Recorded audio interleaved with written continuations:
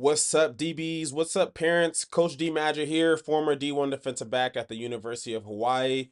I decided to make this video because a lot of people are reaching out to me via DM, emails, and a lot of people are asking the same question. Coach, how do I become D1? Coach, how do I get my son D1?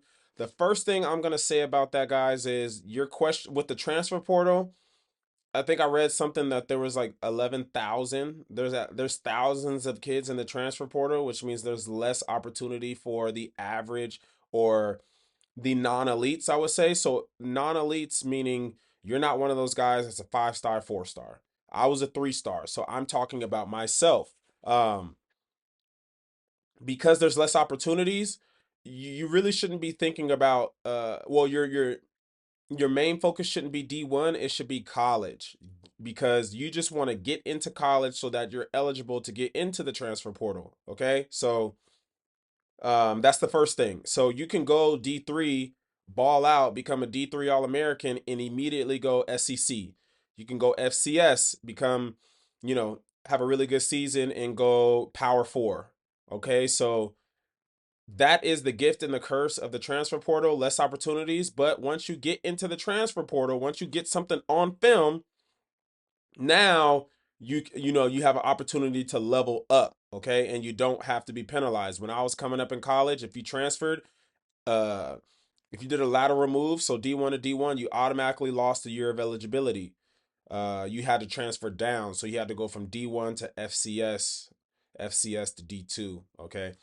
So my advice for your parents and athletes is you guys got to become a team. Um, I would say most times parents, if you're even watching this, you do anything for your kid, right? Pay for, you pay thousands of dollars for 7-on-7, hundreds of dollars for cleats. You'll do anything, that it takes to get them where they want to be. And most times, you have a kid who uh doesn't really have any guidance himself in terms of like there's no real blueprint for him to follow. So he'll go to the camp that you pay for. He will play for the 7-on-7 team, but there's not real initiative. So you guys got to be one. You guys got to become a team. You have to have daily, weekly, monthly discussions about what your goals are, son, and what my expectations are of you. I'm gonna work my 9 to 5. I'm gonna put money towards this, but I have expectations from you. Um, I need to see you working out. I need to see you running track. I need to see your grades here. For you to show initiative. I need for you to go online, go on Twitter, and find every single college prospect camp within a 3-hour radius, 4-hour radius, if you're willing to drive that far. Okay, so I lived in Tacoma, Washington, basically Seattle, Washington. Uh, so 2.5, 3 hours to Portland State, 2 hours to Central Washington, 3 hours to Washington State, 3 hours to Eastern Washington. Um, you know, 20 minutes to the University of Washington. Okay. You can even go all the way down, you can go down to the Southern Oregons, the George Foxes, the Newports. There's so many colleges, right? If you really think about it. And starting from a freshman, you need to be going to all these colleges every summer just so you can get the feel of what a prospect camp is. It's going to be overwhelming at first, but that's when you really find out, mom, parent, team, athlete, that, hey, are you built for this? Is this something you want? When you see hundreds of people on the field that want what you want, maybe even more, you'll find out exactly how willing how hard, like where you fit in the grand scheme of things, how hard you're willing to work to go get it. I went to my first prospect camp and I actually lost 2 offers. So I wasn't prepared for the opportunity. It was overwhelming and I lost 2 offers. I lost 2 offers not because of my performance, because of my 40-yard dash. It was very slow. So you want to go to these things so you can get a number, get your measurables on tape, find out, do you really run a 4.5? Probably not. Or are you more in the 4.8, 4.9 range, which is most likely what the average high schooler runs. Okay, so now I find out in ninth grade that I actually run a 4.9. Now I have more incentive to get my butt to a track trainer or get my butt in track and field at my local school. Create a you're creating a Twitter. That is the coach's like version of Facebook. Every college coach has Twitter. Some of them have Instagram, and that's like the younger ones. I'm talking about like 40s and belows, but most times they're not really on Instagram, or they're not really checking that. They might have it. You're lucky, if someone, you can get recruited off of Instagram. I will say Instagram highlights that take me to your profile, that take me to your huddle highlight. All right. Become a team, figure out a plan this summer. Well, you can play 7-on-7. All right. So we talked about the prospect camps.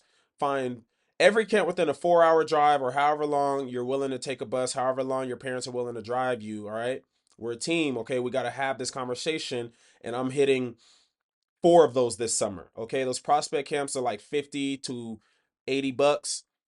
Go mow some lawns, go bring back some good grades, go, clean the house, do whatever you have to do for your parent to be willing to make that investment, because we're investing.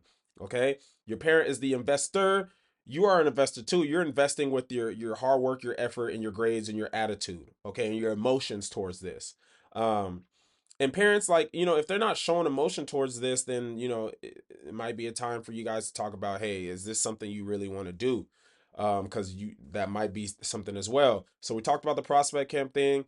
7-on-7 is good to play for the just to practice on your skill. I feel like nothing more than that. Like, I feel like you don't need to pay thousands and thousands of dollars to go travel. You need to focus on development. Development, development, development. If you don't have a trainer, an elite trainer that knows what he's doing at whatever you're trying to accomplish, whatever position, it's going to be very, very, very difficult for you to get out there, because trainers, the new generation of trainers are trainers that play in the NFL, play college, and have connections. So you can get a scholarship based on who you train with. So be very careful about who you give your money to. Do your research. Do research on who they've helped and if you fit into that realm. Okay, because just because I helped 10 guys go D1 doesn't mean that you're D1 quality or I'm going to help you. Okay. So there is a misconception out there. So you got to read the room, be open and honest about where you're going, be open and honest, and they need to be open and honest about your prospects. Okay. If I'm a 5'8" DB, chances are it's going to be very difficult for me to go D1. And that's not because I'm not good enough to play D1. That's because D1 coaches want 6 foot or above. Only reason I went D1 is because the University of Hawaii recruited smaller guys. Okay. So because they didn't have their pick of the litter. So I was the runt of the litter. I squeezed in, and I squeezed in there, but no one else will look at me and in the Pac-10 as it was, or the Pac whatever, Pac-8 or whatever it is now, or the Big Ten. No one will look at me if I wasn't at least 5'11. Okay. Um, so play 7-on-7, play a different sport though, guys.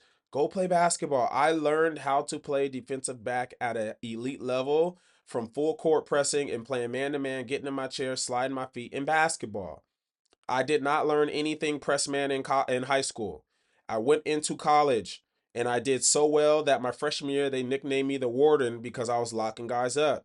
I had I had no idea what I was doing, but I knew how to stay in front. And then once I started learning technique, the basketball skill mixed in with what I learned in college, boom, now I know how to play press. I wish I had learned that earlier. So find an elite trainer near you. If you don't, find some online help, get on YouTube and start looking at drills. Go to me.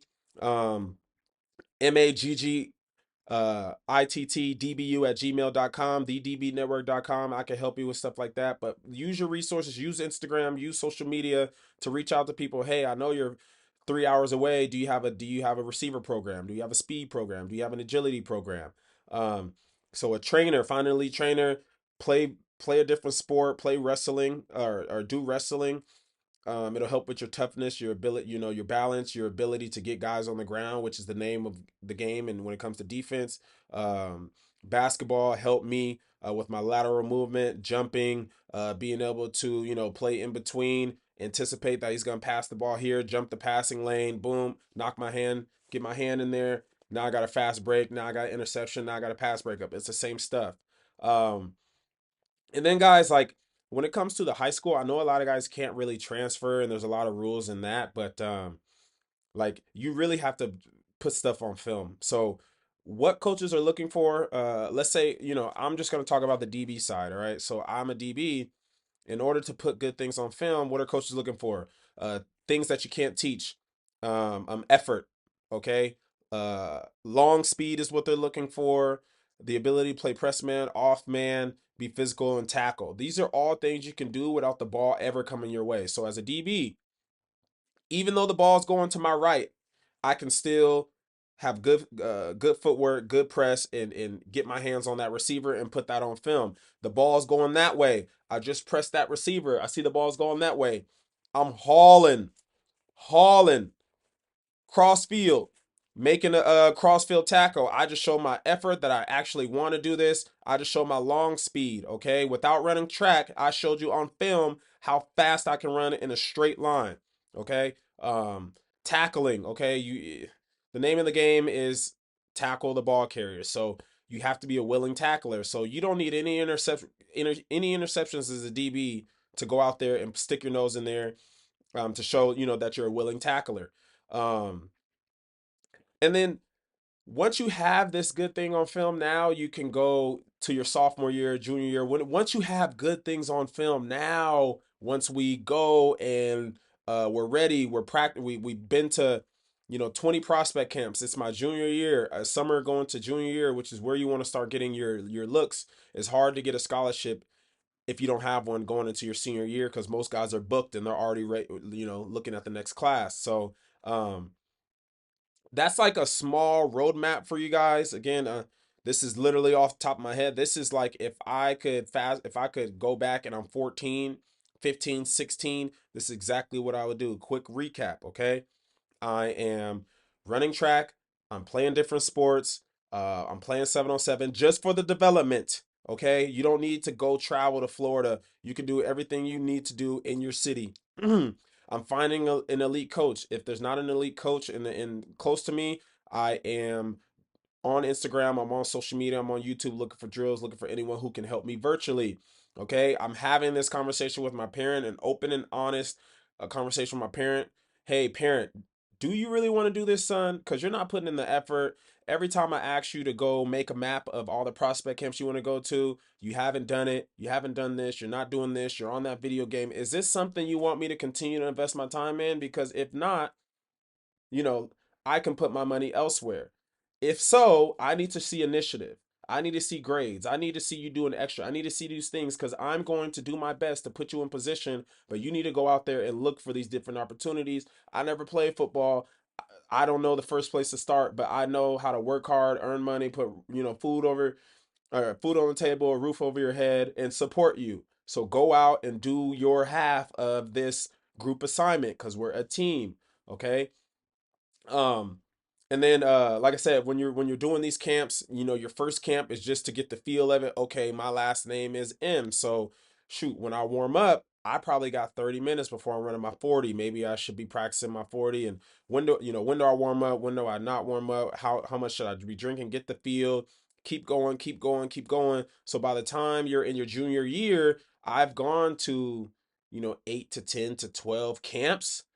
I know the feel. I know exactly when I'm gonna run, how it's gonna be set up, how to run a 40 because I practice it. Because you can get faster, but your 40 is like confident, like being able to calm those nerves and being able to have a good start and have the technique, right? So the difference between a 4.9 and a 4.4 can be literally this far. Okay. And that's your start. Again, that's your breathing, that's your shin angles. That's a lot of things that you need to learn from an expert.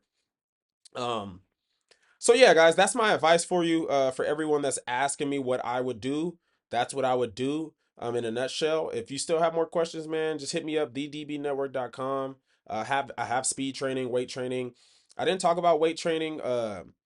That will come naturally to you. Just don't lift like a bodybuilder, lift like an athlete. That's why I said get elite people in your corner that can give you expert advice. Don't lift like a bodybuilder. That's not going to help you.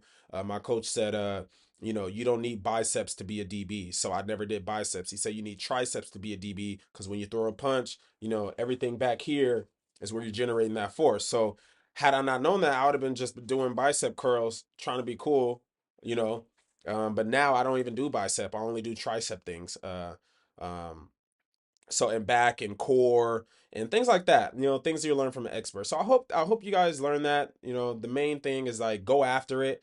If you're not going after it early, you're already at a disadvantage. That's why I didn't go to the elite of the elite schools, because I didn't decide I really wanted to go 100% into football until, my junior year, after basketball didn't work out. Had I been fully committed to football and still played basketball, I feel like I would have gone easily to a better school. I would have came in with more recognition, because coaches are going to play the guys as a freshman who have the biggest name. So especially in the name of I'm paying players. So if I'm paying you to come here, you're going to play. I'm not going to pay you $100,000, $500,000 and not give you a chance to be on the field. But if you're a guy that was last on my list, I'm gonna give you like 20,000, 30,000, whatever you're okay with. I know you're just happy to be here and you got to work your way up. And the guy that I'm paying 100,000, he's gonna have every opportunity to fail before I give you a chance. And that's just the reality of the situation, guys. It's a business. It's always been a business, but it's 100% a business now. Again, I helped you guys. If you have any questions, put them in the comments or send me a private message. Peace.